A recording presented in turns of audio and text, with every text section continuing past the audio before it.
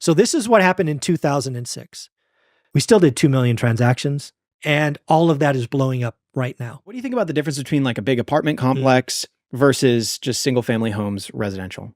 I'm so glad we got here. Let me take you guys back to 06. Let's talk 06 residential. So 06, if you don't know, that was pre-crash because most people talk about 08. So this is what happened in 2006. 51% of our loans originated were ARMs, adjustable rate mortgages, 51%. I believe 17, it might've been 19% of those were what's called pick-a-payment. Do you guys remember pick-a-payment? Pick-a-payment was essentially negative amortization. You had 4 payments. You could pay the 30-year full PITI, 15-year PITI, interest only, or negative AM, which meant $500 below the payment, we'll add it to the back of the debt. Pick a payment. Wow. Guess which much people picked? Pick a payment, right? It's the lowest payment by far because you're just adding the debt. Yeah. Those are now illegal, but they were very common in 06. So in 06, we had a lot of speculation. Everybody thought residential would go to the moon. People were saying residential never crashes. We had adjustable rate mortgages on steroids, and we know how that ended in residential. It blew up. I want you to now go to 2023, multifamily. Grant Cardone, all these syndicators are going out doing value add apartment buildings. We saw more transactions in 2023 in multifamily than we'd seen in decades.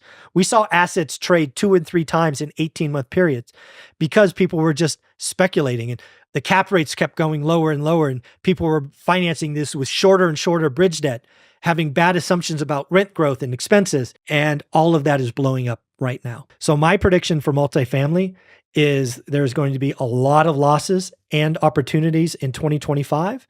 I believe the greatest opportunity for wealth building is going to be in commercial properties. I think residential has already seen the appreciation, unfortunately. I don't see a lot of pain building there. So again, prices don't go up or down very much, but I personally am excited about, once again, 1031ing a house like I did Norris Drive into more multifamily buildings. So there's a chance Olivia and I double or triple our portfolio because we sell houses and buy multifamily in 25 and 26. What areas do you think are going to be going down the most? I think it's going to be the ones with the most new development coming. So again, looking at the map, it's the Sun Belt, which we're already seeing.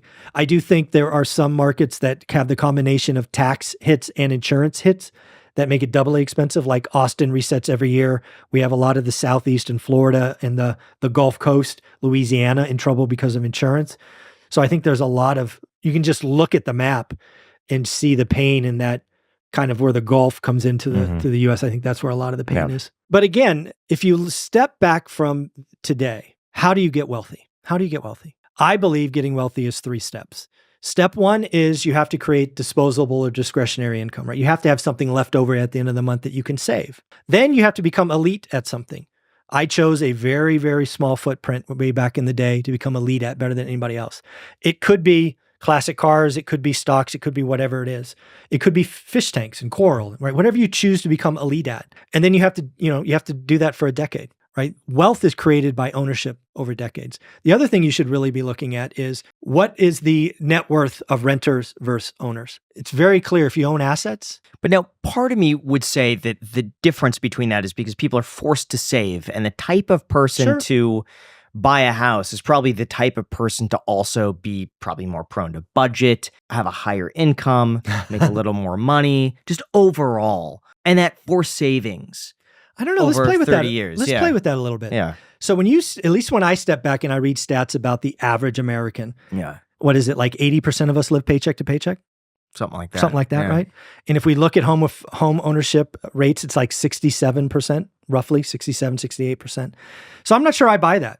I'm not sure I buy the fact that homeowners have some natural ability to save more than renters, just looking at the stats. But I think also that homeownership rate includes inheritances. Oh, I'm sure it does. Yeah, so I'm sure a lot of people would just get a home. Okay. Maybe move in or, have access to it. Yeah. I guess where I will agree with this is it is a forced savings, right? Because one of the things, again, you read in Rich Dad, Poor Dad book is your home a liability, right? That's a whole thing people get wrapped around. I just step back and look at, the time is going to go by. I'm over 50. Both of you are certainly under 40, if not under 30. And when I step back and realize where was wealth created, it was in owning assets. I think about my mom.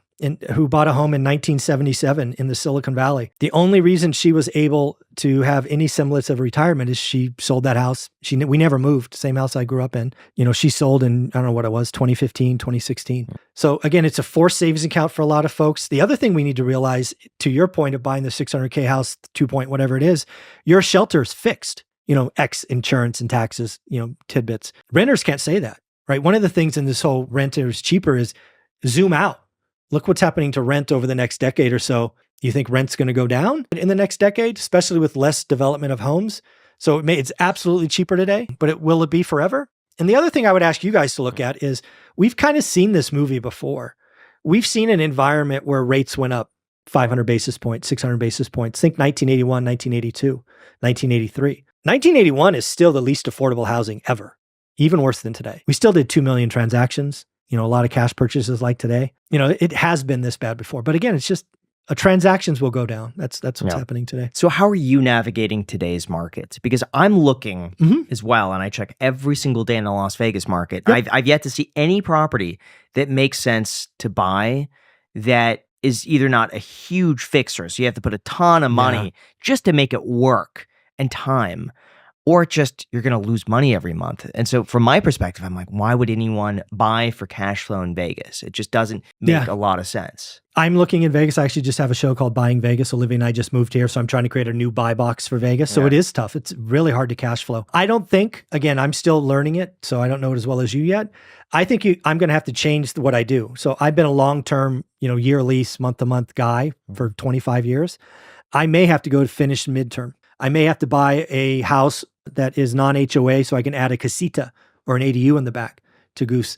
So I think you just have to get more creative and look for opportunities. I'm still very much early, but I will be buying a rental in probably Henderson. Yeah. I think the only thing that might make sense is building an apartment. Like that could be the only thing, but even then land is so expensive. Is that going to take you 3 years to build, 200 units or something like that? How much is that going to cost? Yeah. What's the downtime worth? Yeah. And then by the time you're finished with it, would you have been better off just buying a treasury? Yeah. So I follow a lot of people in the commercial space because I think that's where the big opportunity is. If you have the capital, I think the commercial market, again, defined as 5 units and above, is where a lot of pain is coming in 2025. I think there's a lot of commercial banks who are extending and pretending on bridge debt. There's a lot of shadow banking going on with non-QM loans that they just have to clean up. And I think there's a lot of value add deals that aren't going to be added. So we're going to be able to pick up stuff 70, 60, 70 cents on the dollar.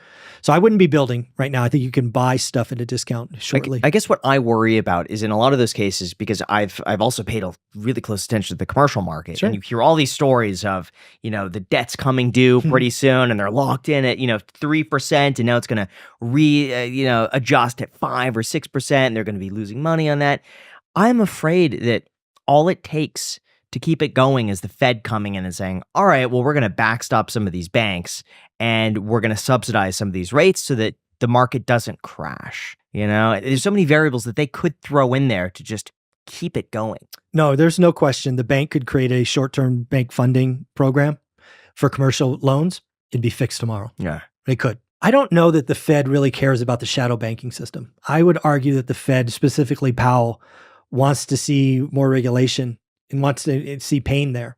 Now, it's not going to happen to JP Morgan or Citi or any of the big banks, but the non-banks, the mutual funds, the Wall Street funds, the debt funds, it wouldn't shock me if Powell sort of smiles that those guys are having to take some losses. So what's your prediction for the rental market just across the United States, just overall? So I think there's two rental markets. I think there's multifamily and I think there's single family homes. I think multifamily apartment rentals are going to go negative. I think they're going to go down. I think we have supply coming online, specifically in the Sun Belt. It would not shock me if it goes down 3-4%. Single family homes, flat to plus 1%. Again, I think a lot of what we've seen in the last 4 years was too much too fast. It's kind of to your points, right? We've had this big run up in rent, this big run up in prices. And the only way to fix affordability, there's 3 things you could do: lower prices, lower rates, increase income. As I sit here today, I think we need 5 years of wages going up. We finally have wages higher than inflation. I think that continues going forward. I think it's just going to be years for wages to come up. And to that end, transactions are going to stay way, way down, right? We did 6 million transactions. I think in 2023, we're going to be low 4s. We have a broken housing market. This is the first broken housing market since 1981. Yeah. The move-up buyer is not playing.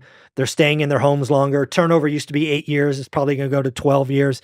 It's just, the market's not, you're not going to sell your 600K house. It's now 700 because you got this low rate. I think a lot of people are making that choices. So we're going to need time for wages to catch up. What's your solution to this? If you had a magic wand and can fix the housing market, how would you do it? If I could wave a magic wand, I would encourage every public builder, small and mom builder, to build smaller homes. For too long, we've been building what was called McMansions. Yeah. We've seen the average square foot for the last 20 years increase by something like 30%. If I had a magic wand, I would go back and build what they were doing in the 50s, the 997 square foot, 3 1.5. I would build some 2.2s. I would just build smaller homes. And I'm not talking condos with shared walls. I'm talking smaller homes, yes, on smaller lots, but I want single family homes. I think Lennar is the first public builder to try this. They built some 661 square feet in San Antonio. They got some sub 1,000 in Sacramento. But if I could do anything, I would encourage smaller. We need entry-level homes. That's the big piece that's missing today is entry level. So it's funny, that was actually in my video yesterday where I covered shrinkflation in the housing market. Oh, nice. So building has gone back to the same square footage that we were in 2010. Correct. And building since the 1980s has increased by double. So what used to be 1,400 square feet is now the average home for a new construction is like 2,800 square feet. Now it's down to like 26.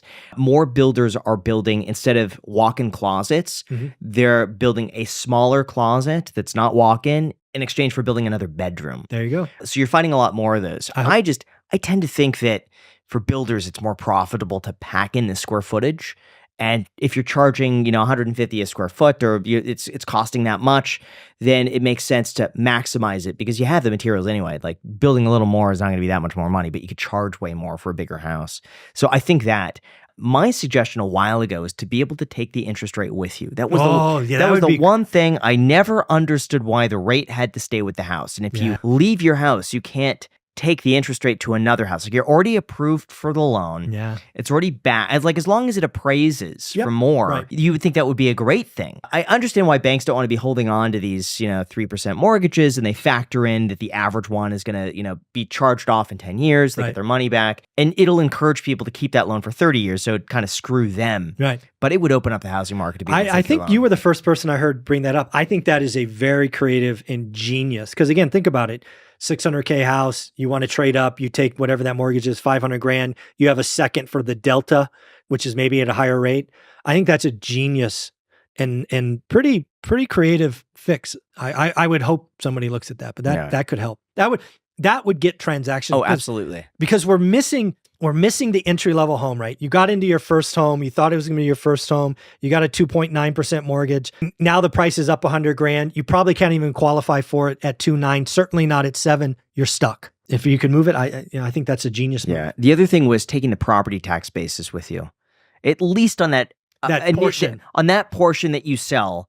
If you double up, let's just say, then, it's a prorated basis. So half the house could be at the old property tax. I don't know how on earth. That would get messy. If you move to a different city or something like that. But there should be bounds where maybe if you're over the age of 65, there you go. Within a certain county, you're able to exchange one house for another just to open up. There are some of those, at least trade down. I know they're in California. I don't know if they're in Nevada. But if you're 65 and older, there's some county tax assessment, trade-offs like that. Yeah. But that would be, I think if you just did the mortgage, that would be enough of an unlock. I think that's a creative answer. Yeah. What are some of the biggest challenges that you've had to overcome? In real estate investing? Learning a new market. That was